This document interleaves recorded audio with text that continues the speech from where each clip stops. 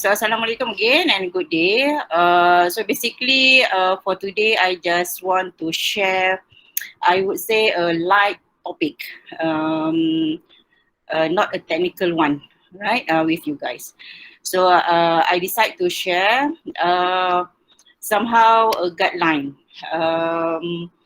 a guideline of what should and what should not, that you can do in your study as Master of Philosophy and Doctor of Philosophy, especially in software engineering field.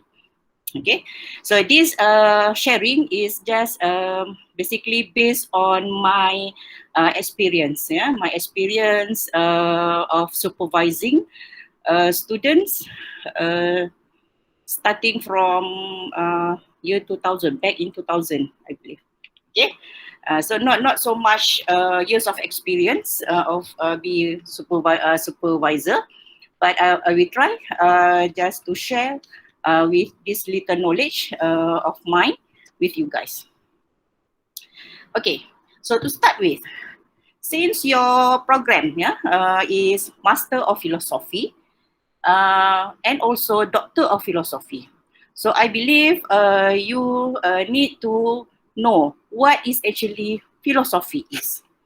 Okay, so I bound to this definition of Russell of philosophy.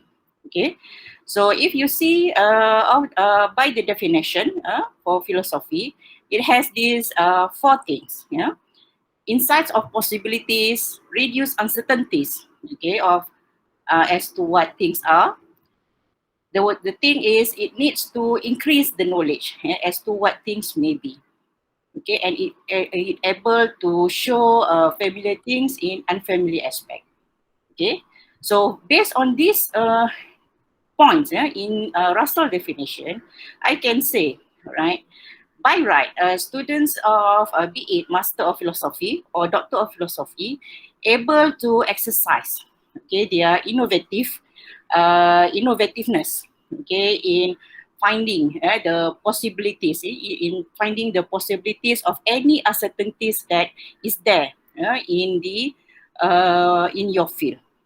Okay, where whatever uncertainties that we had that we identify or discover, it needs to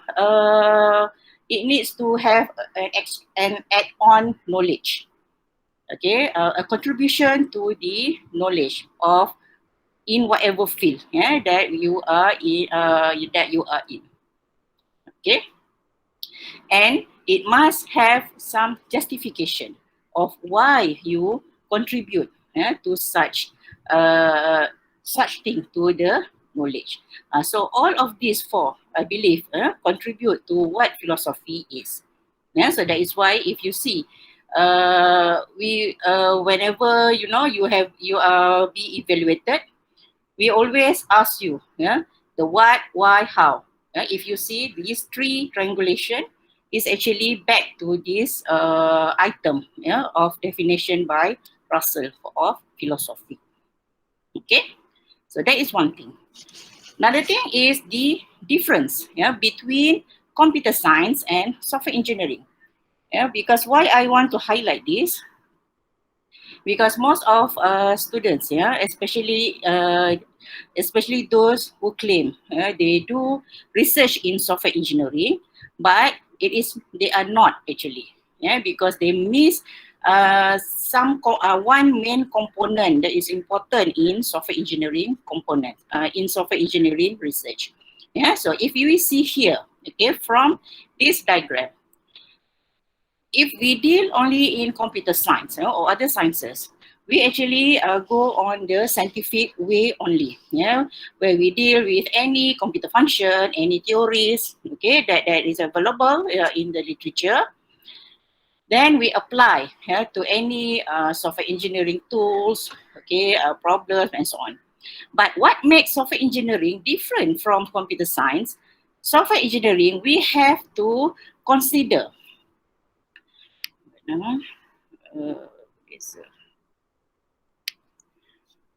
We have to consider this part, the customer problem. Okay, so whatever scientific problem or scientific tools, scientific methods that we have to somehow solve the customer problem, your customer problem. Then from that research, you have to show how that particular solution actually solve the your customer problem. Not only solve the scientifically, not only go back to the theory, not only that, but also you need to show how your solution solve the your claim customer problem. Before that, I'm very sorry because I actually don't feel very well since yesterday. Might be due to my vaccination effect. I don't know. So I'm very sorry if I'm not really up to the level, okay, of fitness, for this presentation. But I will try to my very best. Okay.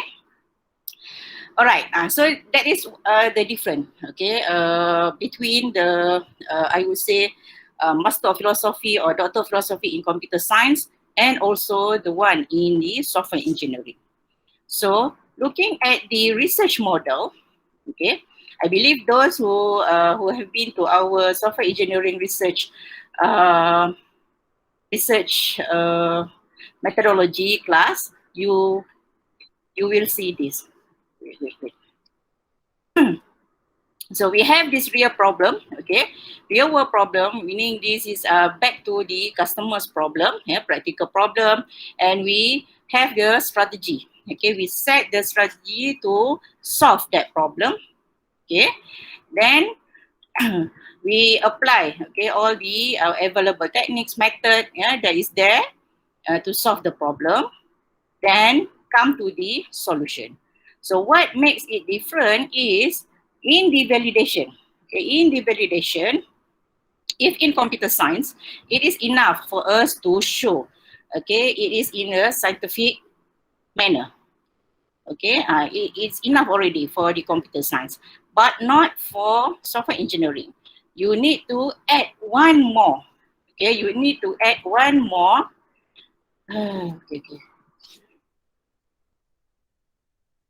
You need to add one more validation. Why is it my diagram?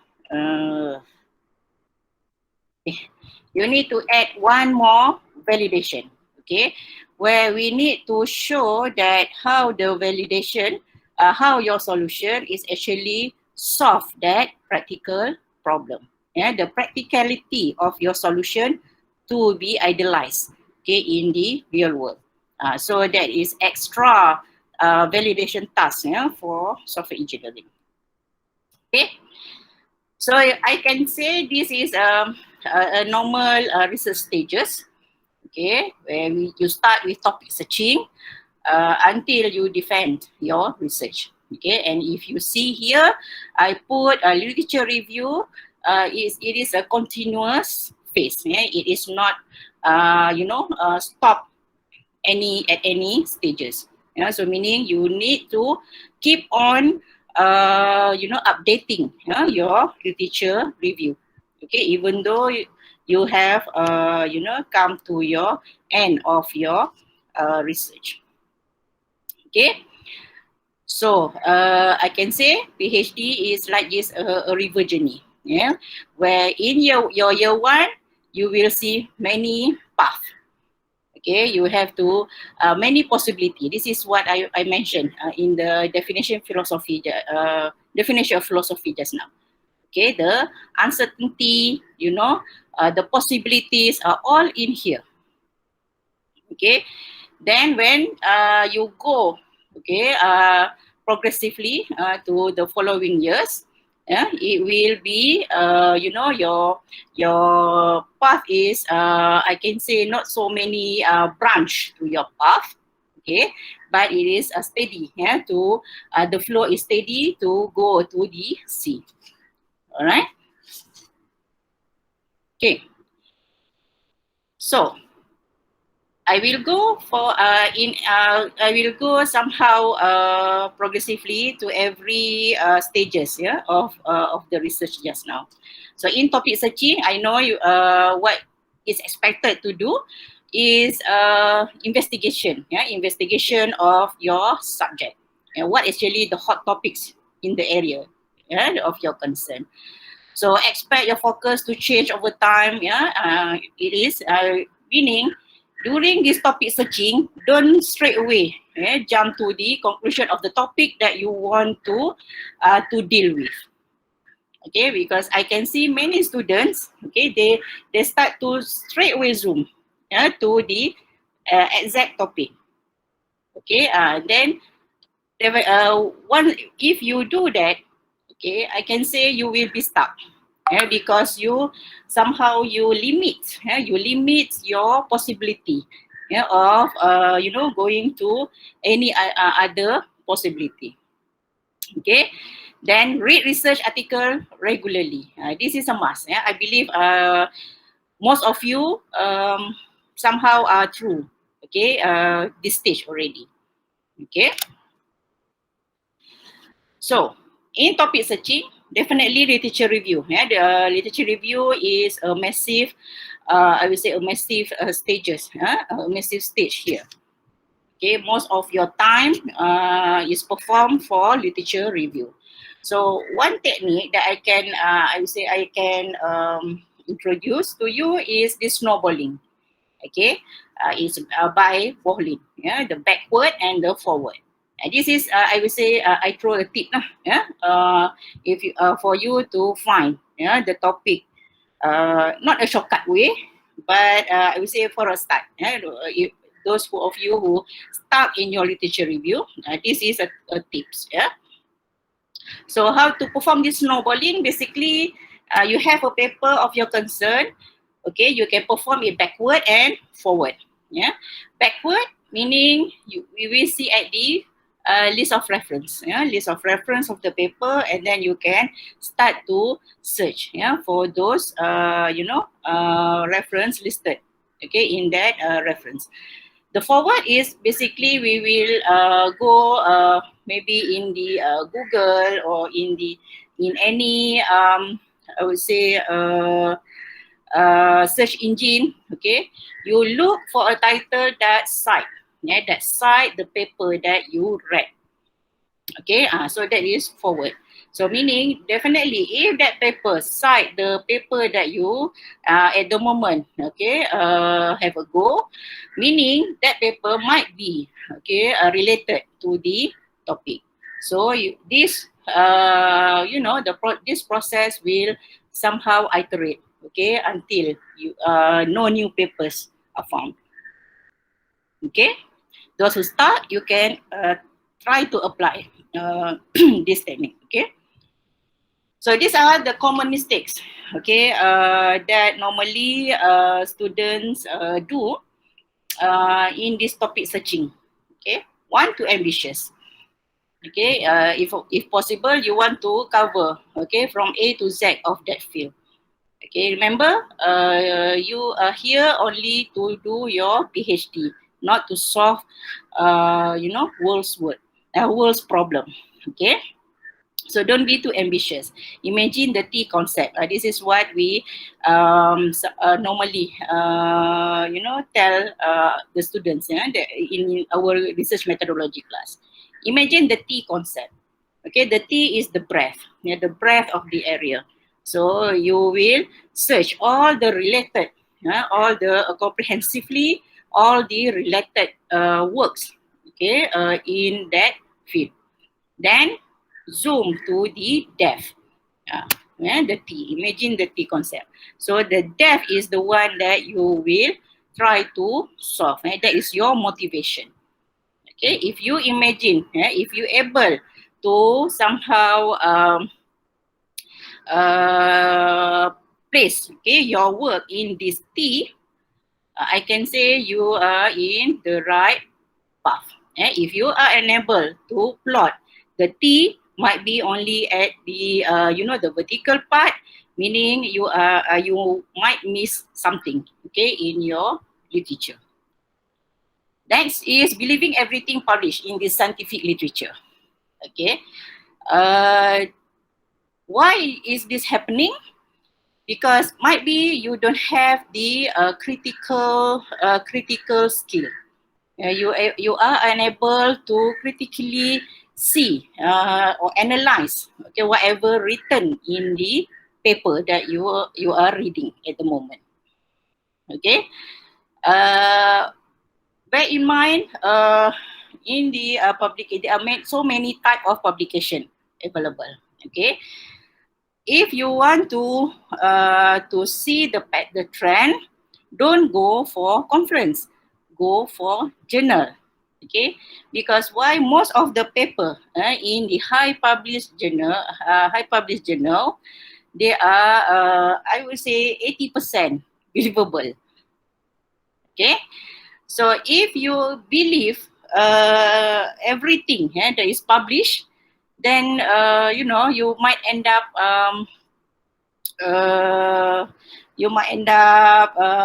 big problem, okay, especially when you want to if you take that paper as your basis, okay, of validation.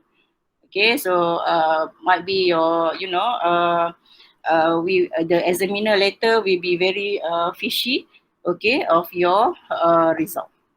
Okay, so the thing is, you need to have that critical analysis skill, okay, whenever you read a paper. Okay, and if you feel, you know, especially on the analysis part, it is fishy, might be you need to replicate the experiment, yeah, of the paper. You have to do that. Okay, don't limit, don't limit the challenge, okay, in your study.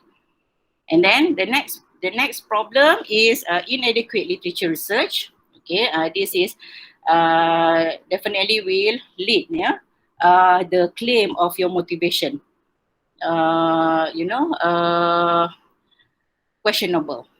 Okay, and then poor literacy skill. This literacy skill like critical literacy, you know, data literacy, information literacy. When you jump, okay, into the MPhil, yeah, doing the MPhil or PhD, somehow if you don't have this set of literacy, try to develop. You need to develop this literacy progressively along your study. Because of this, the set of literacy skill are very needed. Okay, in the study. Then failure to carefully examine the literature, yeah, prior research. This is back to your critical analysis. Okay, critically assess the prior literature. What students mostly do, yeah, whenever they claim to review the literature, they don't. Most of them do not critically assess the literature. What they normally do is they summarize. Yeah, they summarize the literature. It's two different things. Okay, you just said A 2020 did blah blah blah, and then this approach did blah blah decide. You don't critically assess what actually the problem with that technique. You know, the limitation of that technique and how actually certain improvement, yeah, of that technique can improve something. You know, that is critically assessment, critical assessment, not summarize.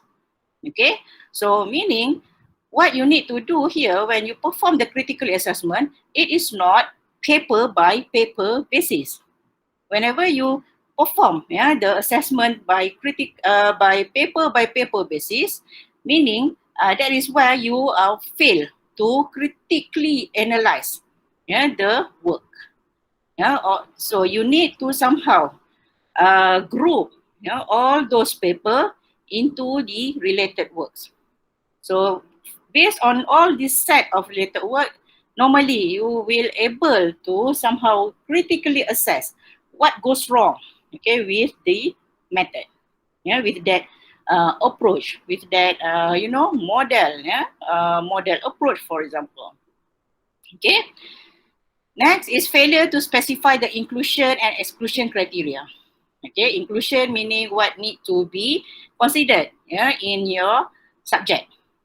Exclusion what characteristics, okay, that disqualify, yeah, from the subjects.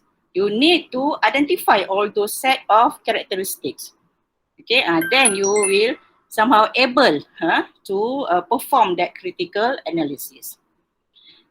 Last mistake, this is normally true for software engineering, okay? Because there are quite a number of students, okay, when they claim they perform software engineering research, when it comes to the methodology, they don't adopt the research methodology. What they adopt is system development. Yeah, it has analysis, it has design, you know, and it has implementation. But what contained in those in those process are not the research. Okay, it's more on the development. So these are the common mistakes. Okay, that normally I can say students normally do, right? In that topic searching. Okay, next is for we move to next stage is the result design and implementation. So definitely in here, you know, the primary focus is for us to investigate, whatever motivation, you know, whatever research question that we have been discovered in that previous stage. Okay. So this must be the implementation must be based on the systematic research methodology. Then I want to advise you in this stage, write whatever ideas, write whatever, you know, whatever that you have, it comes to your mind. Okay. I always advise my students to have with them a notebook. A notebook as per se that you can write. Okay, that notebook you can call it your PhD notebook, my beloved you know, research notebook. You can call it anything that you want. Okay, the idea of having that notebook is it will be with you all the day, even when you are sleeping. Okay, because why? At this stage, normally the idea comes anytime. Yeah, the idea comes anytime. So whenever might be it can comes during when you wash your dish, for ladies, right? For guys might be whenever you are smoking, for example. Yeah, I know guys, those who smoke, they claim idea comes a lot during that when they're smoking, right? So whenever that you know, that time occurs, you can just grab your notebook and scribble whatever idea that you have. Okay, and then you know, it can be anything that you want to write regarding your research. Okay, then during this stage also, make sure you emphasize the setting of your research problem, and then the most important thing, the OD, operational definitions. If you experiment anything, if you have experiment, okay, one thing that you need to be clear, whatever experiments that you perform in your research, it must be able to be replicated. Okay, it must be allowed for replication of experiment by others. Okay, it's not that experiment you keep for yourself. No. Okay, the idea of research is whatever result, okay, the process of research is able to be replicated by others, and then it is meaningful. And if it's not able to be replicated by others, then I can say it's not a useful research. Okay, meaning it is in Malay we call it short sendiri. You know, that kind of research. Meaning it's only for yourself. For yourself research. Sample. Okay, the data you need to understand. Sample, appropriate sample, and so on. If you need a random, randomize your sample, and then be it, randomize the sample. Okay, and then cite and reference all relevant resources. Okay, don't take a shortcut, especially if you base your result from other works. Don't claim that other works is yours. You need to be sure the boundary of your result. Okay, so this is normally what happen. I can say at this stage. You claim you are sleeping, but actually not. Right? I believe most of you now at this stage, you know what I meant here. Okay. All right. So this is a common mistakes that some of you do. Afraid to experiment. This is very true. Surprisingly, but it is true. Okay. That is why some students they keep on in their literature review world. Because why? Whenever they start, they don't know what to write on the paper, of what result, okay, to sketch on, what model to sketch on, and then they start to dig up other papers and so on without experimenting. Okay, without experimenting whatever that they have model. This is big mistake, especially if you are software engineering students. Okay, no specific methodology adopted. I believe in your research methodology class, you have been exposed to many, to quite a number of methodology. Please, okay, look back at your progress now, see whether you have actually adopt any methodology that you have been introduced or not. Okay, you will be surprised that you will realize, oh, actually I don't adopt any specific methodology. Okay. So if that is the case, look back, sit, and then try to see how you can improve, okay, your research process, and then see what actually methodology that you can actually adopt in your research. Okay, so you actually by progressively, okay, follow whatever methodology that you claim, okay, that you adopt. You can see actually, right? You will be, your track. Okay, you will be in track again, right? Then the next part is failure to perform triangulation. Okay, what is triangulation? Those who don't know what actually triangulation means, meaning we take, okay, in different angle. Okay, say you have experiment in this nature of data. So you need to perform data triangulation, use other nature of data and see, okay, whether that by you twist a bit, okay, on certain criteria of the data, your approach able to give the same or comparable, or that kind of analysis. All right. And observer triangulation, methodological triangulation, theory triangulation, and so on. Okay, meaning the alternative. You must have alternative angle. Okay, to study whatever contribution that you have proposed. Next is ignoring negative result. This is commonly happen. Okay, whenever you have negative result, by hook or by crook, you will make those results positive. This is common. This is common. But what you don't know, sometimes by having negative result is actually a contribution.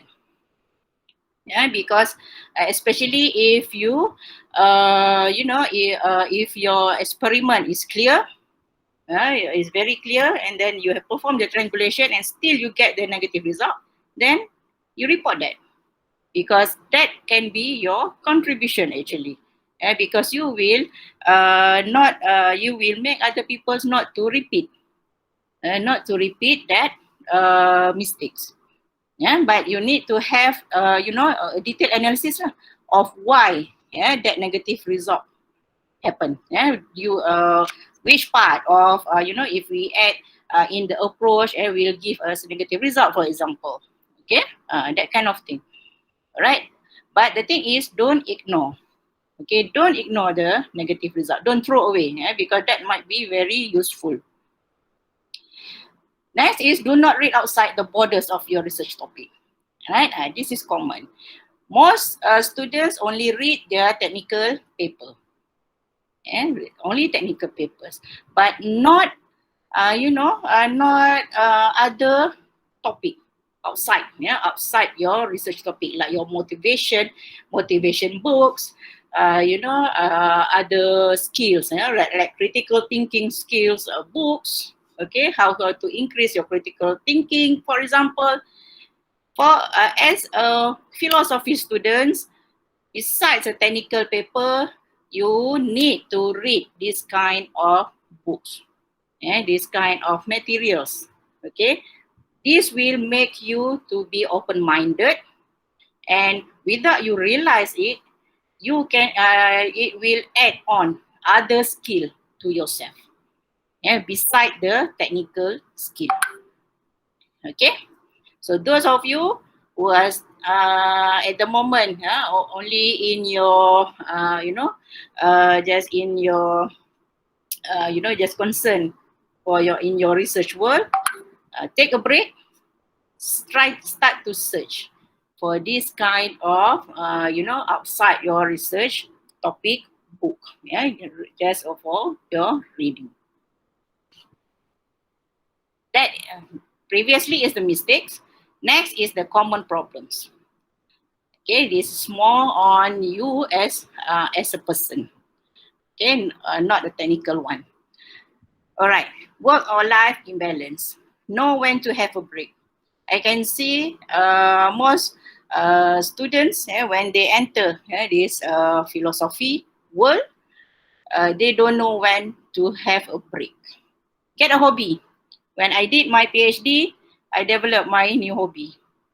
Okay, so without you realize, when you take a break, sometimes during that break, many interesting ideas comes in. Okay, so make time for your friends and family. Okay, and then problem with motivation. If you don't have any break, definitely your motivation level will down, will decrease. Because PhD, we know PhD typically taking at least 3 years. And this is very least. Okay, so to keep up, okay, with the motivation, okay, is quite hard. So how to do that? Don't just research the whole day and the whole year without break. That's very dangerous. Know how to balance your work life. So if you have to to go to the office, make sure you set your timing. Okay, if it means to be 8 to 5, so 8 to 5 it is for your research. After that, 5 p.m. no research. Do other things. Do other things just to get a break from your research. But make sure that 8 to 5 is a very productive 8 to 5, and not 8 to 5, you 8 to 11, you chit chat with your friends, and then you start to work 11 to 1 only, and then it's only 2 hours, and then you break, and then another you go back to research. That is not productive. You must sure every day when you come to your work, you must sure what to target. Okay, this is the tips. Work in short sprints. That is what I normally do. Okay, time management. You can search Pomodoro technique. Okay, you can try to apply. Okay, this is like those who are very familiar in Agile. It's like a sprint. So put your research life just like that sprint of Agile. Okay, and then focus on small sign of progress. Don't be that's why I say don't be too ambitious when you start the day, don't be too ambitious. You must know what I need to do for the day, and then concentrate on that task. Okay, then instead of you mention, am I there yet? Am I closer than I was 3 months ago? So that will make you less stressful. Okay, this is like a mind over matter. Be positive, open-minded, take the challenge. Don't be afraid to experiment. Okay, don't cut corners. Don't cut corners meaning just take other people's works and claim yours. That will make this very unethical. Okay, that will definitely affect you in future. Then threats to validity. Okay, you need to know what is actually the limitation of whatever that you propose. Every time you have a contribution, start to see the limitation, and don't always see what is so great about my work. No. Okay, beside that greatness of your work, the limitation is a must, because this is actually will account for bias. You need to account for what is the limitation. Those who don't know what is threat to validity, you can search. Okay, online there are many type of threats to validity, and start to see what actually limitation of your work according to that threats. Don't be afraid to make mistakes.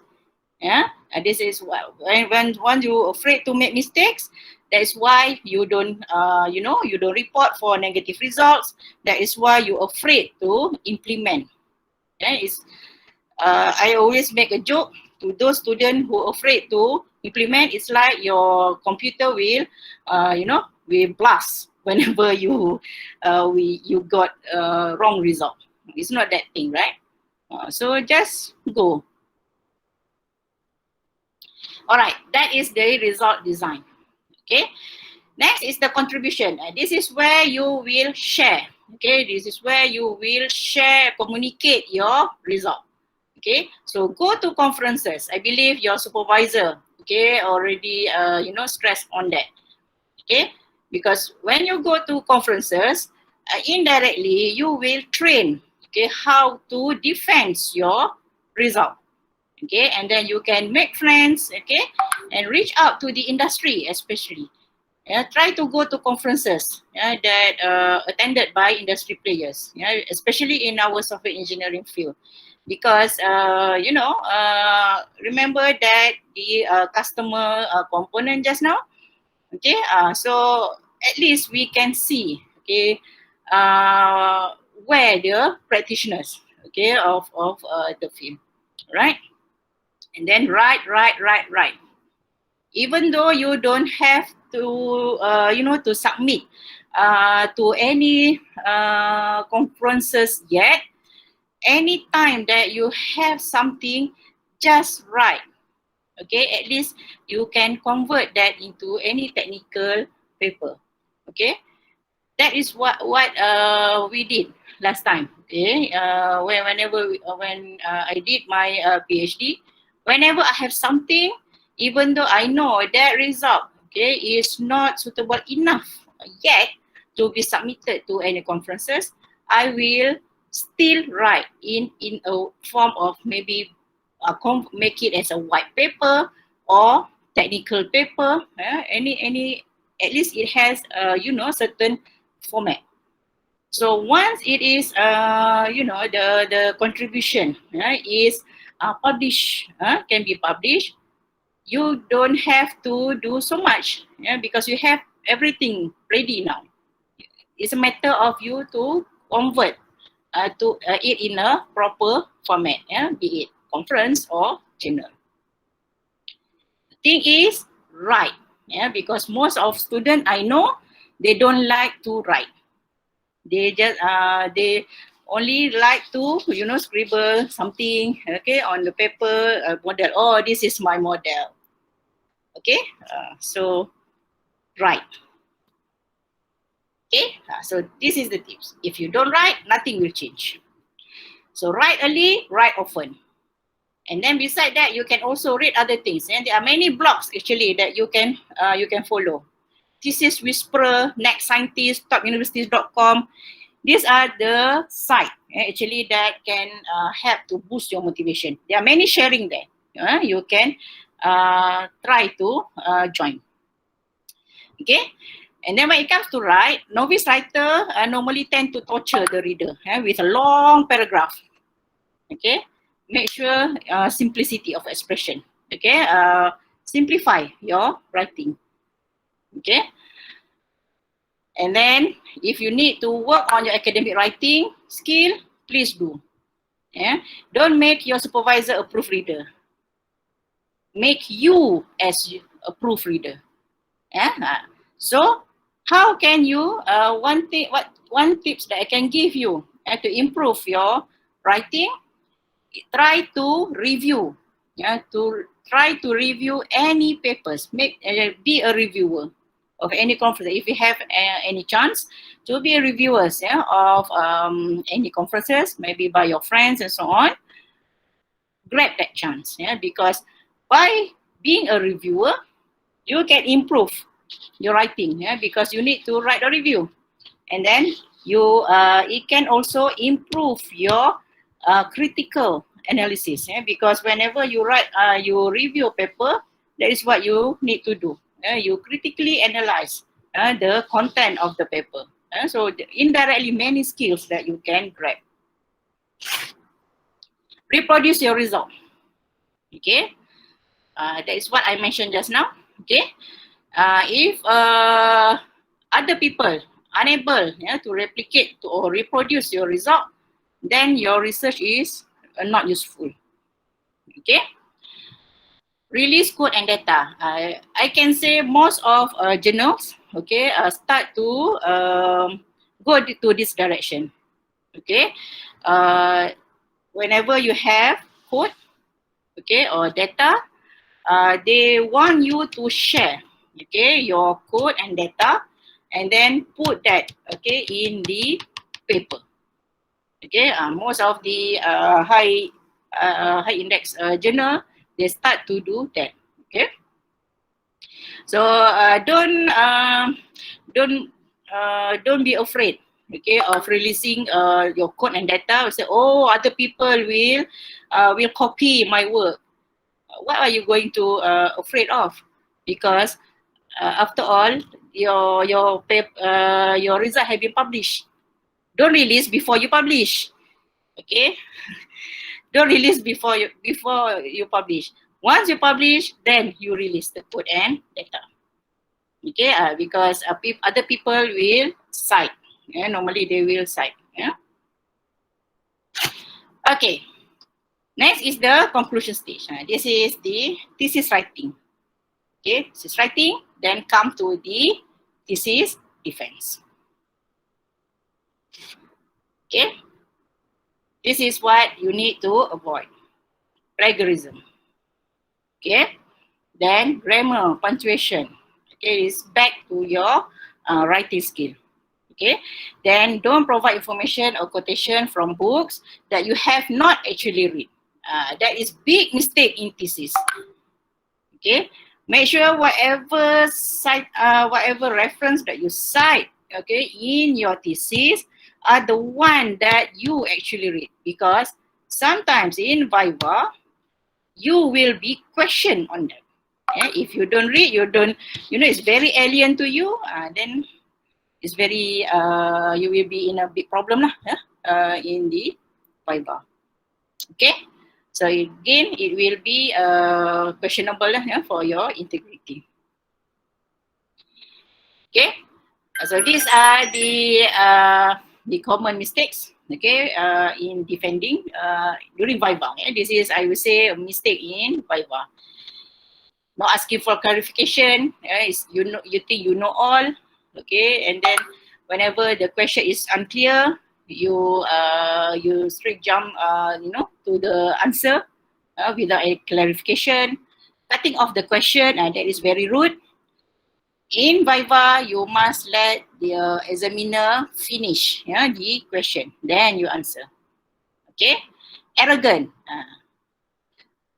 Defending your work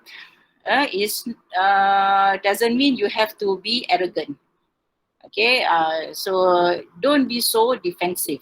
Okay, oh no, this is what blah blah blah blah blah. No, there is a way of you to, you know, if you want to rebut, there is a way, yeah, polite way, yeah, to rebut.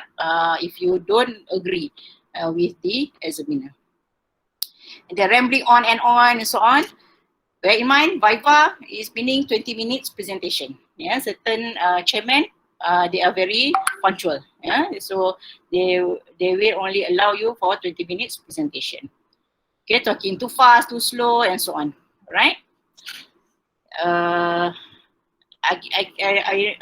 believe you can find this, online. Yeah, the how to and so on. Yeah, for the thesis. But this is what actually common mistake. Yeah, that whenever I be a examiner and or chairperson, so this is the common mistakes, yeah, that I can identify. Okay, so this is normally what happen when you submit thesis. Don't expect your supervisor will allow you to for submission after one time submission. Yeah, so normally whenever they will be endless. Yeah, they will be endless. If for me, for my students, before they can submit the thesis, normally they will go at least 5 to 7 cycle. I believe some of supervisor like Prof Daya, Prof Wan, Dr. Shahida are also the same. Okay, there will be always corrections. So don't expect it is okay in one go. So what I want to highlight here, don't submit the complete draft thesis for submission last minute. Meaning this is the final date for the semester to submit, and then yesterday then you submit to your supervisor. Definitely it will be the smooth sailing for you. Okay. Alright, so this is the tips for to structure your thesis. Okay, this is a suggestion of mirroring of your result chapter. Yeah, so normally your first contribution will map to one chapter, the second contribution another by its chapter.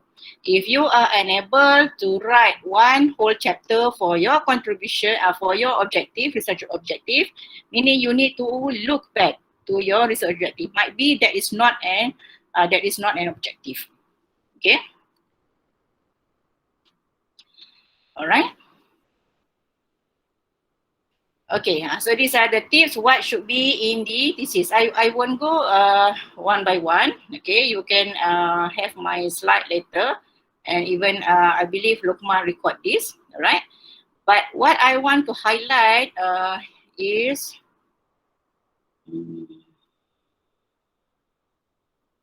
here, right? This is what most students in software engineering fail to do in your thesis. In the discussion part, okay, I believe most of students, they are able to write on the expected result, any limitation, okay, how do why such thing contribute to that figures and so on. But most of the students, especially in software engineering, they fail to discuss how your proposed work actually can be applied by your identified stakeholders just now. Okay, like software engineers, to improve their practice in identified problem. This is the common thing that students fail to do in your thesis. Okay, so if you're a software engineering student, you claim you want to improve software tester, software tester practice, for example, or software engineer practice. In your discussion, you need to show, okay, how actually your proposed work can be used by your stakeholder. Okay, you need to think of how actually your framework actually, if the software engineer were to use your framework, how can it be used? That kind of thing. Okay, so that is in your discussion, right? Other than that, is about the same like a normal normal content of thesis. I won't go in detail. You can have my slide if you want. Okay, I can give to Mr. Luqman after this. All right. Next, the last part I want to tackle is the graduate on time. So I believe most of you students know about this graduate on time. For UTM, the graduate on time for PhD is 42 months. Yeah, we take into account 42 months. So this is the timeline. Yeah, if you want to graduate on time. For MPhil, take about 6 months. Okay, for before your first assessment, and 12 months. Yeah, meaning if you want to graduate on time, the way I see it might be for PhD students, you can plan for your first assessment during your second semester, earlier, because the normal one is during the third semester, right? Then from your first assessment until your thesis submission, it will take you about 2 years. 24 months for PhD, 1 year, 12 months for MPhil. Because for graduate on time, it will take into account until the Senate endorsement. Okay, so if this timeline is followed, then you able to achieve this graduate on time. Okay, I believe that is all. I wish you guys good luck. I hope my sharing is somehow can give you some benefits, okay, for your study. Okay, thank you. Okay, thank you, Doctor, for the sharing and a lot of useful advices. And we will open the Q&A now. If anyone has any questions or comment about the topic shared, you can voice them out. NHT, this is submission. It must be at least 3 months before you want to submit your thesis. No question, Dr. Radziah, meaning that everybody can graduate on time then? Yes, I hope so. Good luck, good luck. Inshallah. Including Luqman. Inshallah. Okay, I think there's no question. Okay. Okay, thank you, Doctor. Next, I would like to invite Ms. Nurul Najihah to begin her research progress presentation. Assalamualaikum everyone. My name is Nurul Zanudin, and today I'm going to present my research with the title of Rural Education Technology Acceptance Models for Adoptions of ICT. So this research was supervised by Associate Professor Dr. Syahidah Sulaiman, Dr. Hasna Mohamad, and Dr. Mohamad Radziah. So this is the content of my presentation today.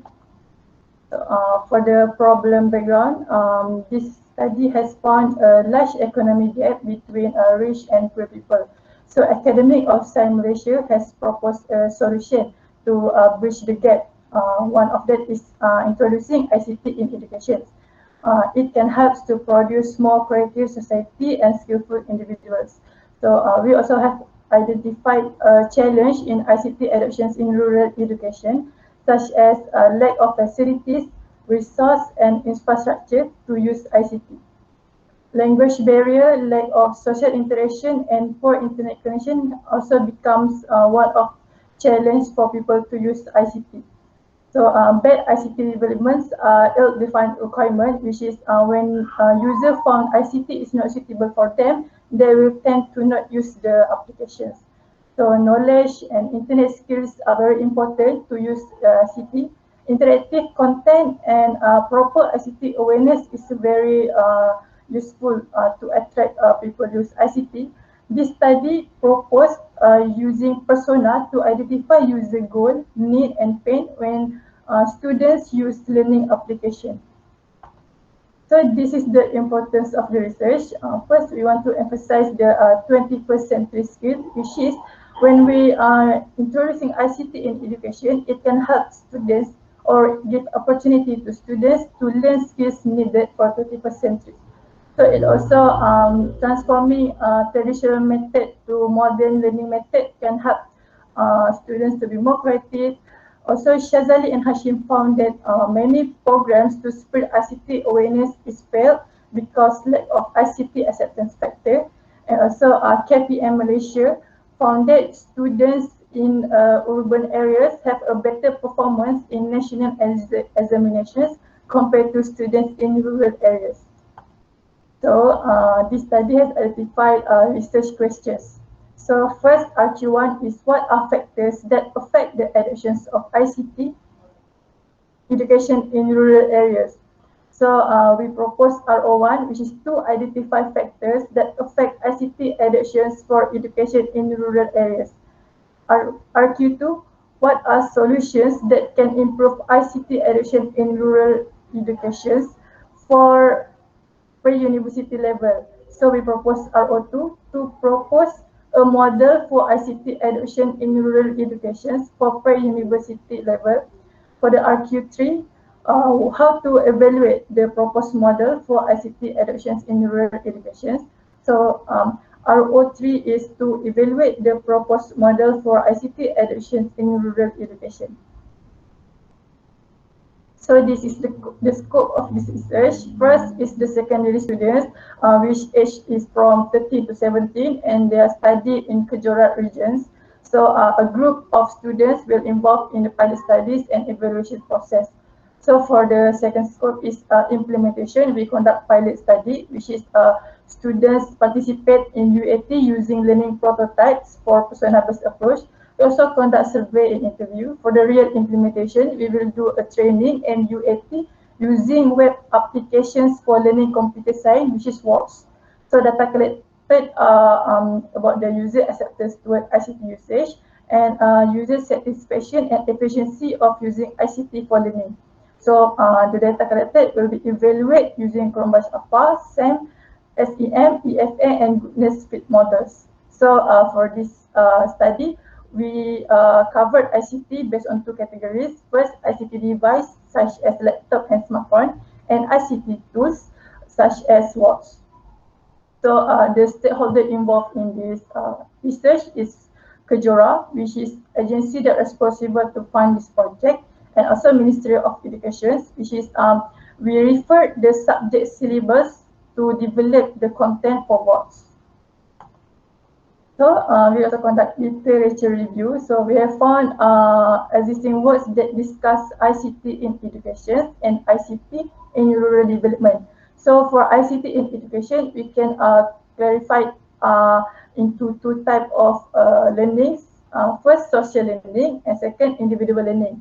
For ICT in rural development, we have discovered three challenges when people use ICT. First, they're unfamiliar with the ICT and lack experience. Even though government have proposed a solution like a telecenter, but it also become a failure because the telecenter is not managed properly. And also we also found lack awareness and social influence, which caused that some of parents reject the ICT for their children. So for persona in ICT, user-centered design methodology has identified persona and scenario. So it is very important to identify the user background to develop applications. So ignorant to implement persona and scenario can lead to low adoptions of ICT because lack of understanding in user requirement. So identify persona can help a developer to identify the students or teachers' need and motivation for the educational technology. So this study, we use persona in scenario to identify persona background, goal, need, pain when they use the existing educational application. So the study also conduct systematic literature review. So the first step, we identify the literature repository selections. So for the second step, we conduct search string selections, which is we use some keywords. And for the third step is study selection process, which is we include the inclusion and exclusion criteria, and we apply the quality assessment.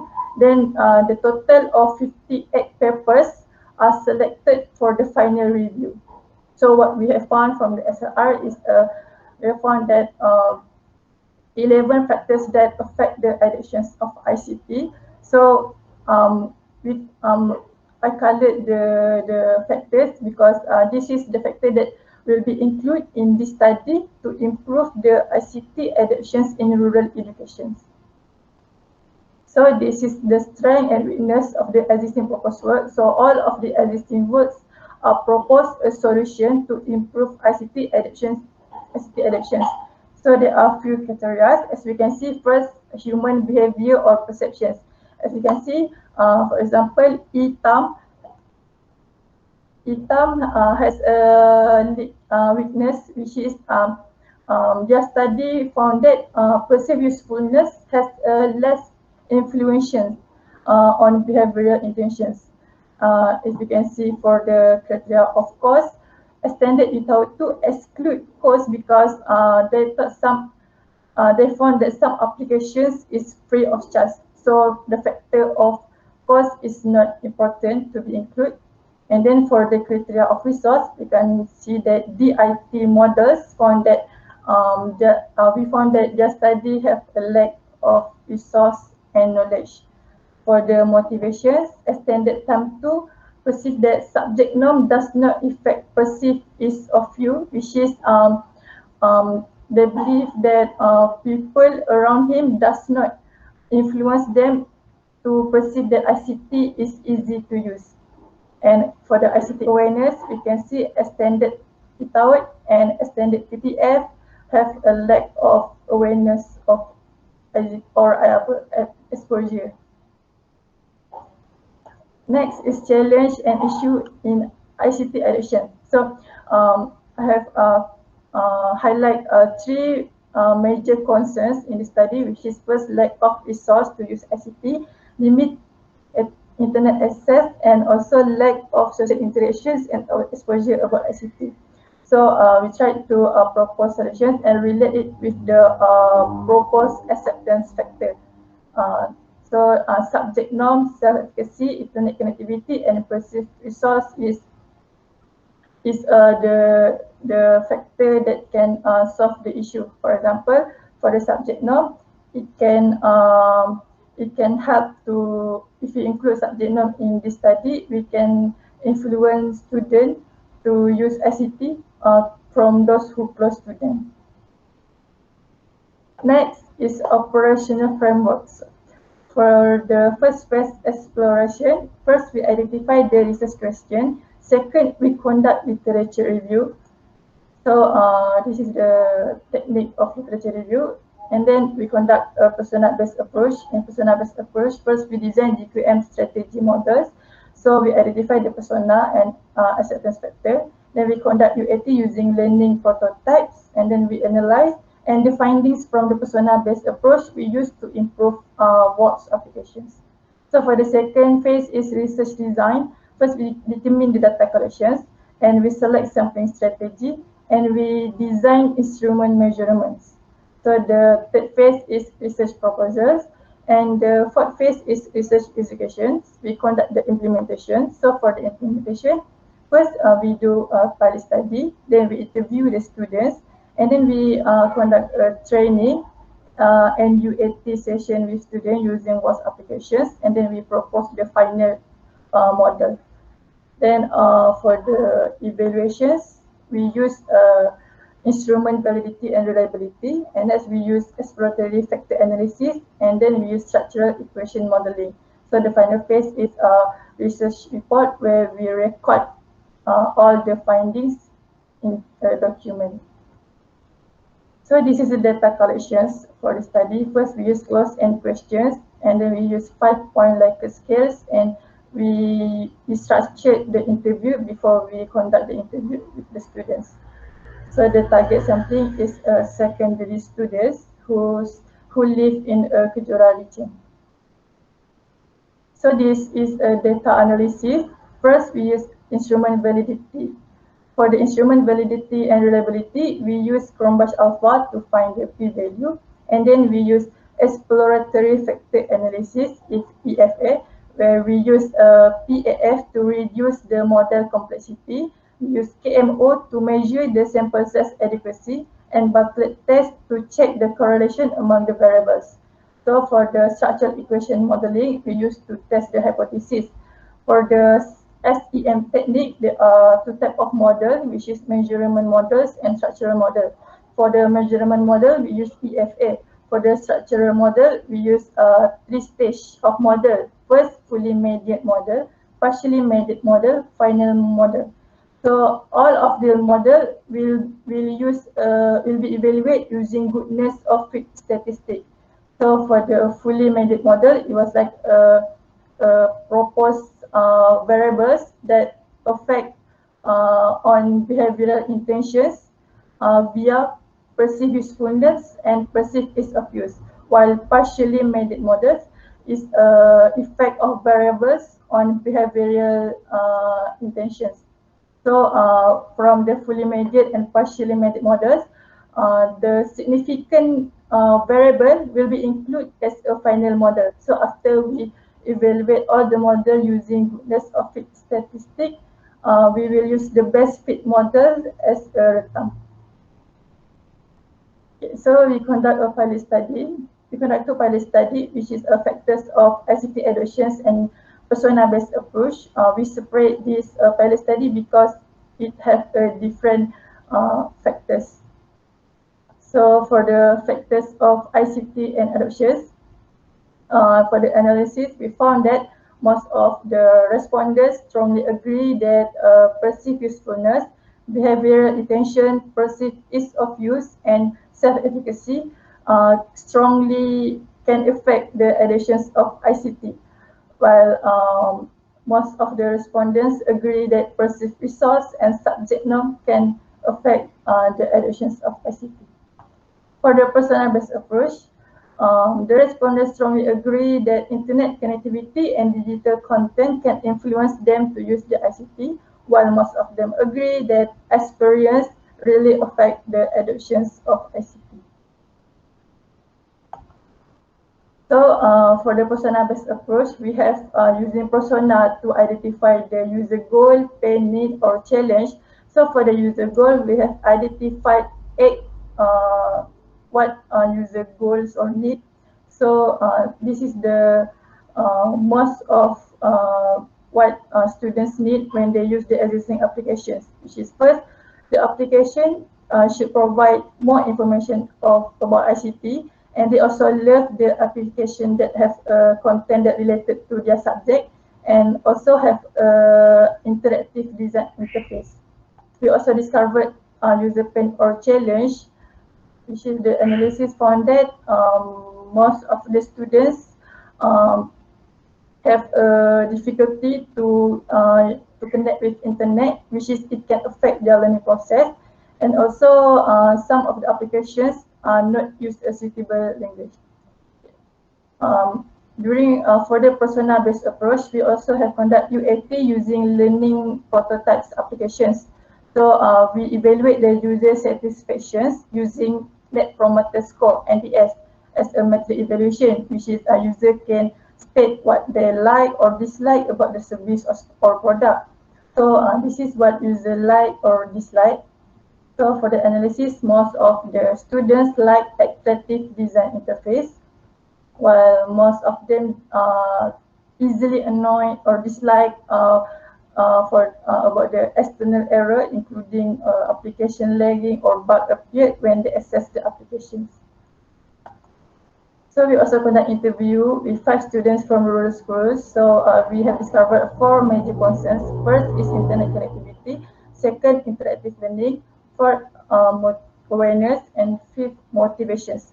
So for the internet connectivity, 60% of the students state they face difficulty in accessing internet connection at home. While for the interactive learning, all students agree that learning the subject using video, animations, and game-based can improve the understanding of the subjects. While for the awareness, 80% of the students claim they know about ICT from their teachers or parents. While when we ask for the rest of students who never use ICT, they state that it was because teachers or parents never told them about existence of applications. Then for the motivation, 60% of students state that they are motivated to use ICT because there is a reward for them, such as certificate. They also use ICT because they want to gain knowledge and interested about ICT. So this is the proposed work for this research. We propose a rural education technology acceptance model, which is a TAM. So in this proposed work, we have TAM 2, the factors in TAM 2, and TTF and motivations. For the TAM 2, we have subject norm, we have perceived usefulness, we have perceived ease of use, and behavioral intentions. In TTF, we have technology characteristic, task characteristic, and task technology fit. For the motivation, we have intrinsics and extrinsics. While the other factors such as digital content, internet connectivity, perceived resource, experience, self-efficacy, and ICT awareness. For the colored rectangle, for the colored box, it was a new factor proposed based on the findings after we conduct persona-based approach. So for the conclusions, enhancing ICT adoptions in learning can help students to learn and apply skills needed for 21st century. Systematic approach in identifying acceptance factors through SLR and persona-based approach can help to discover more characteristics or requirements that were considered by students in accepting ICT. So improving ICT adoptions in rural areas can help to bridge the digital gap between rural areas and urban areas. So this is the achievement, which is through the study, I have achieved RO1 and RO2. So this is the research planning. Thank you for listening. Thank you, Ms. Najihah, for the presentation. Now, if anyone has any questions regarding the research presented just now, you may ask them. Assalamualaikum. Mr. Lukman. Hello, do you hear me? Yes, I can hear you. Yeah, I have just a question. First, thank you for your presentation. It's really interesting. Okay. Regarding to the persona technique, because I'm a bit interested about it. How many persona have you created in this research? And also, I want to know, if you don't mind, how to evaluate it. Did you evaluate it?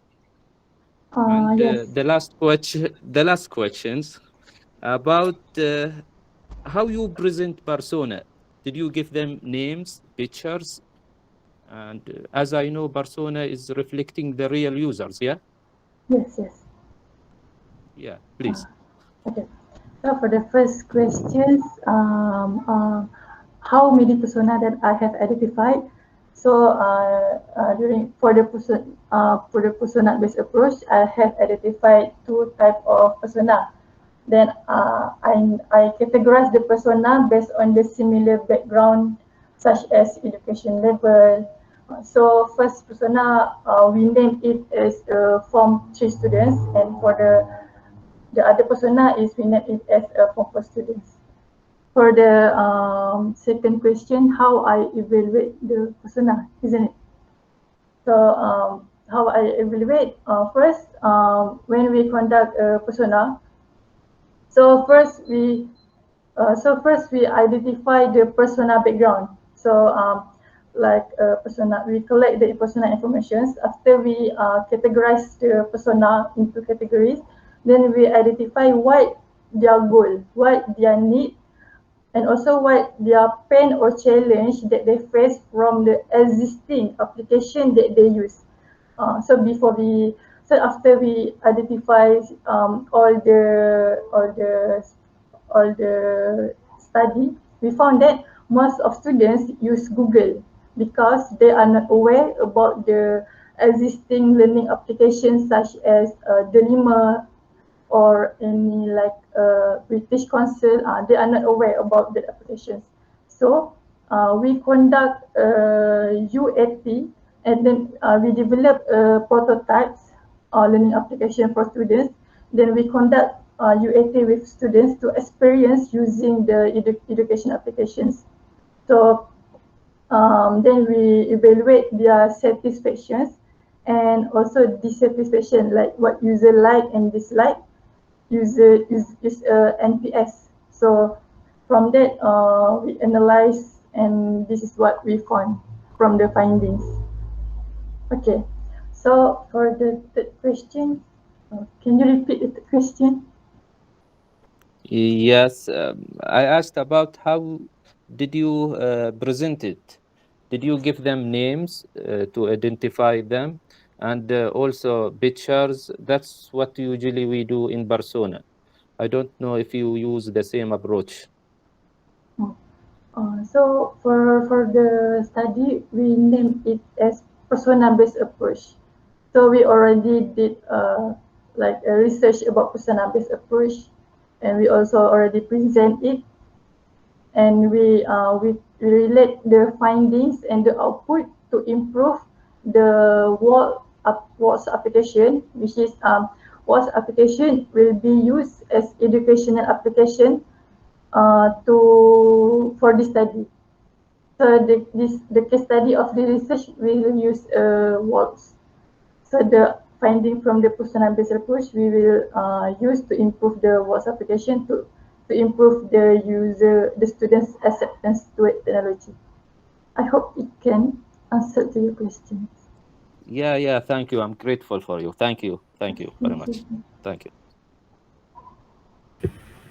Miss Najihah. Yes.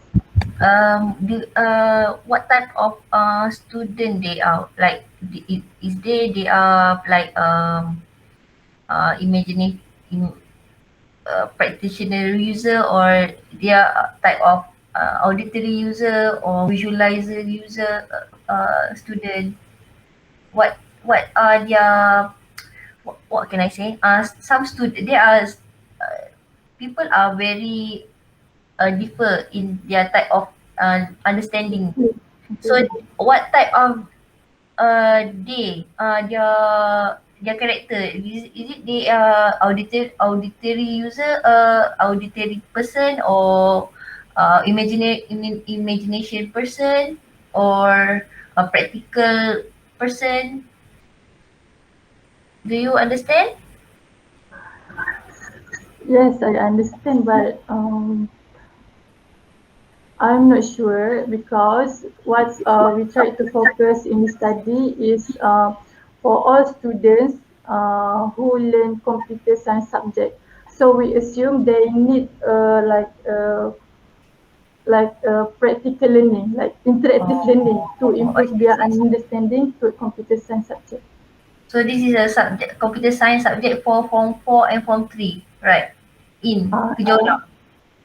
Yes. Okay. For the persona-based approach, we focus on Form 3 and Form 4 students. But for the study, we focus on secondary students, where they age from 13 to 17, with Form 1 to Form 5. What are the application that you use to validate? I mean, do you have you evaluate them? Are you providing them with a system, an application? For the persona-based approach, we use learning prototype applications.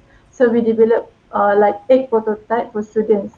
The prototype was developed by 80 students from UTM. So we use them, and we use all of the applications to conduct UAT with the students for their experience using learning application. So one student, you test with 8 different prototypes. Actually, we divide them into groups. Not all students use the same applications. Or if it different application, how can you claim there will be no differ in the result? Because all the developers that develop the prototype, they already have the usability metric, like what it should have in the application. For example, they should have a search button, or what content, what should the content display. So they already have the criteria to develop the learning application. We already set for them. Oh, so you have a template for all of the developer to give the prototype. I see. Yes. Alright. I think Brother Gustava can ask after me. So why, if I don't have questions, also should I ask Misa? Okay, brothers, sisters, assalamu alaikum. Very nice presentation. I appreciate your work. Alhamdulillah, I wish you all the best. And that's all my comments. Thank you. Okay, thank you. All the best. That's all. I don't have any question yet. All the best, Najihah. Very good presentation. Thank you. Yes, I do. Najihah, I just want to ask one question. What is your progress so far towards your final works? Because we want to see whether you can graduate on time or not. For now, I'm trying to refine the proposed works. I still discussing with my supervisor, Dr. Shahidah, to improve the proposed work. So, so hopefully by this semester you will complete with the model. Then next semester you will start with the evaluation and come with the thesis, inshallah. So with that rate, then inshallah you can graduate on time. Inshallah. Okay, I know Najihah can do it. Go, Najihah. Thank you, Dr. Inshallah.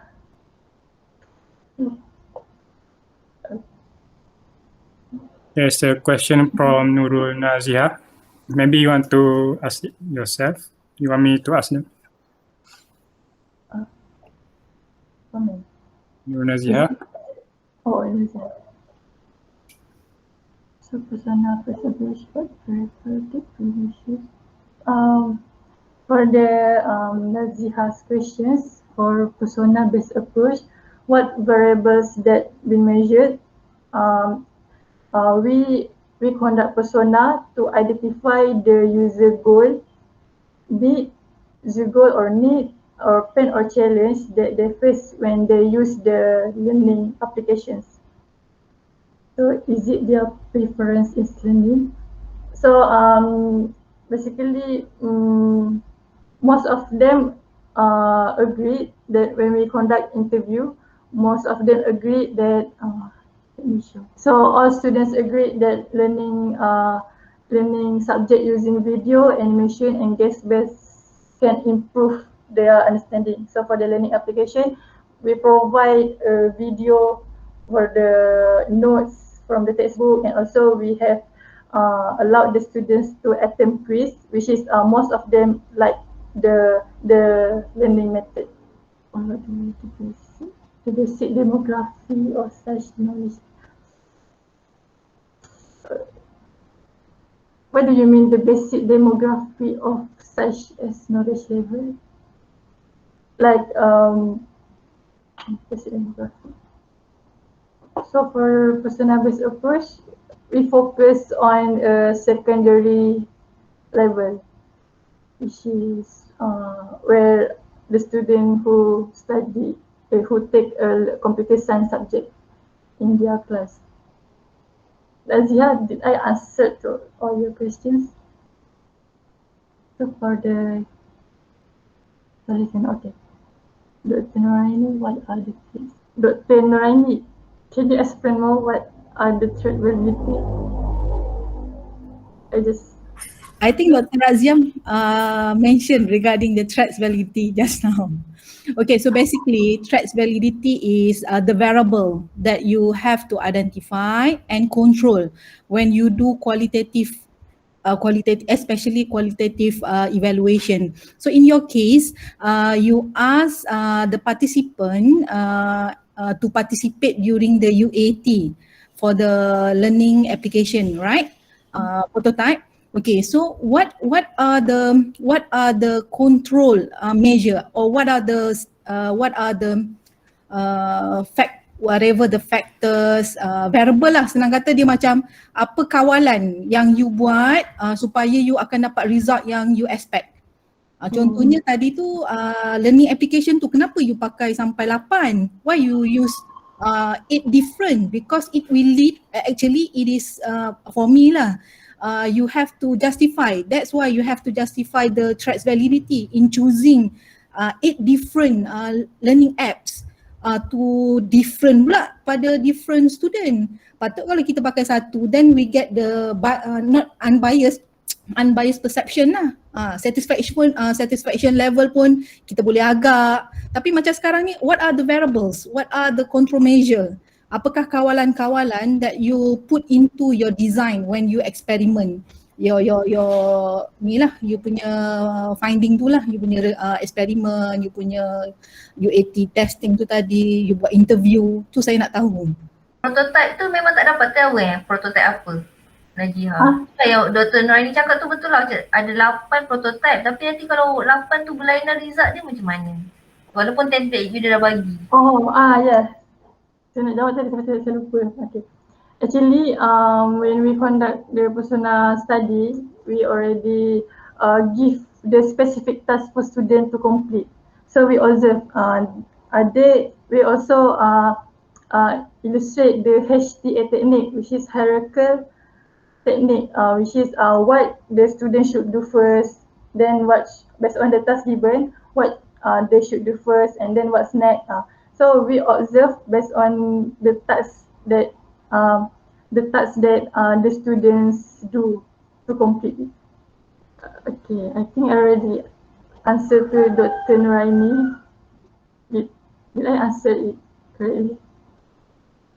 For the Miss Miza, can you repeat the question?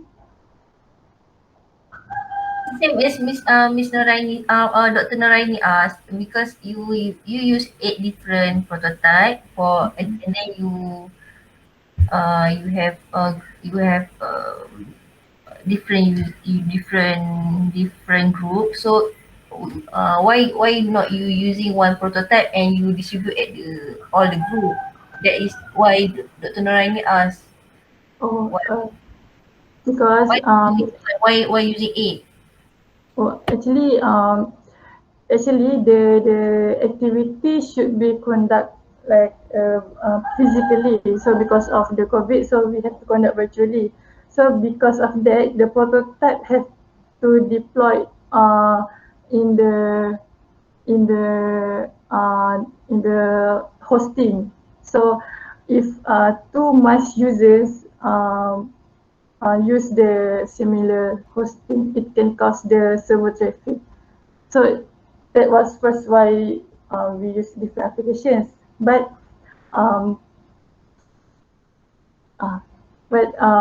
actually we also want the students to experience variety design. So which one is most of students like from the prototype.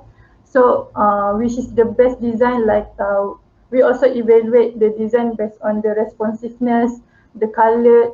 So from the prototype, we will select the best fit design for the students. So actually using different prototype really help us to develop a good application. So it can give a various of options to develop more. I hope it can answer the question. I don't know, but you use the reason for hosting. I think you can do 8 hosting and 1 application, same application. But I don't know. This from I'm just curious why the hosting part is not. Actually, it's not really the issue lah. Yes. We want to provide various of interface option lah. Like so it's actually human computer SCI, right? Okay. So you must make it clear because